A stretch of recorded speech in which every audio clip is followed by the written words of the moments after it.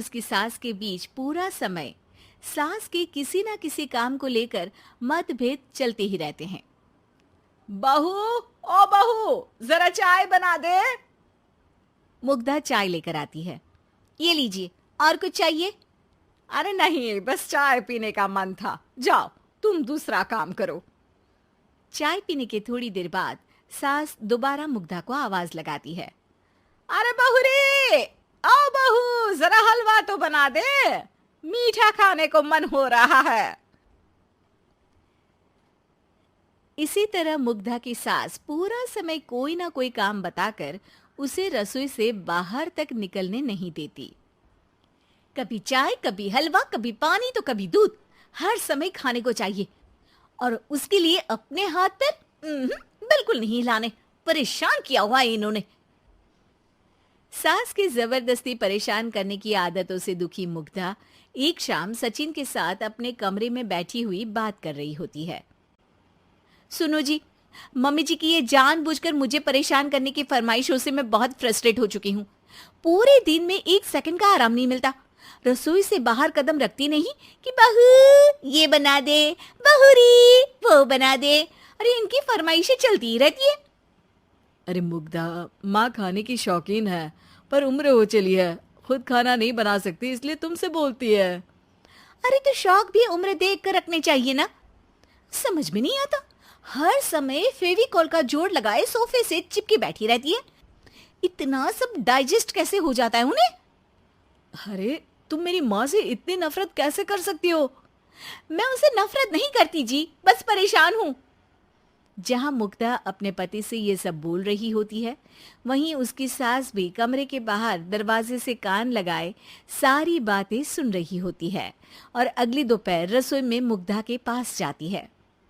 बहू, आज ना मेरा कुछ मसालेदार खाने का मन है। तो चाय बना दूं? मुझे बहुत पसंद है। अरे ना, ऐसा कर लिट्टी चोखा बना ले। और हाँ, जितना मसाला बातों में मिलाकर पति को सुनाती हो ना, सब्जी में भी वैसे ही डाला करो, खाना स्वादिष्ट बनेगा। सास की बात सुनकर मुग्धा हैरान रह जाती है। मतलब अब पूरा समय मुझ पर हुक्म चलाने के साथ बंद कमरे में हुई पति पत्नी की बीच की बातें भी सुनती है? अरे बात जब मेरी थी तो सुनने में क्या दिक्कत है? ये कहकर सास वहां से चली जाती है। अरे अब तो हद पार हो गई, इस तरह से तो ये मेरा जीना मुश्किल कर देंगी। मुग्धा सास की हरकतों से परेशान उसका हल सोचने लगती है और इसी तरह कुछ दिन बीत जाते हैं, जिसमें सास का जन्मदिन आता है। मुग्धा बहुत खुशी के साथ अपनी सास को एंड्रॉइड मोबाइल गिफ्ट करती है। मम्मी, आपको सबसे बात करने के लिए बहुत दिक्कत होती है ना, कभी सचिन तो कभी मुझे बोलना पड़ता है, पर इस मोबाइल से आपको कोई दिक्कत नहीं होगी। एक जगह बैठे बैठे बहुत कुछ कर सकती हैं अब आप। मोबाइल देख सासू माँ खुश हो जाती है, पर उसे इस्तेमाल करना तो आता नहीं, इसलिए साइड में रख देती है। जिसे देख मुग्धा घर का सारा काम छोड़ मोबाइल सेट कर सास को इस्तेमाल करना सिखाने लगती है, जिसके बाद अब सास पूरा समय मोबाइल में ही लगी रहती है। हाय, जब से मम्मी को मोबाइल मिला है मेरी लाइफ में कितनी शांति आई है। अच्छा है, इसी तरह बिजी रहे तो मैं भी सुकून की जिंदगी जी पाऊंगी।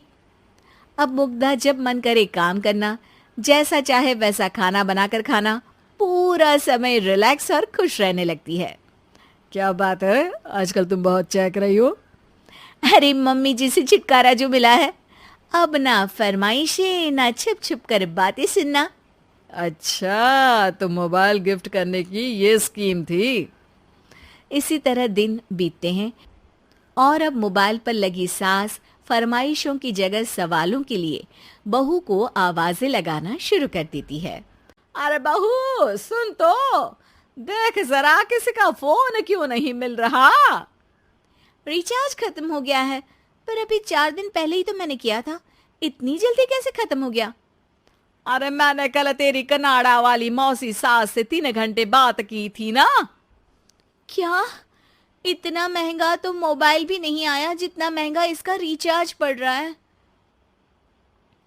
इसके बाद तो जैसे मुग्धा के दिन के 24 घंटे में से 20 घंटे सास के पास उनके मोबाइल रिलेटेड प्रॉब्लम सॉल्व करने की ड्यूटी ही बन जाती है।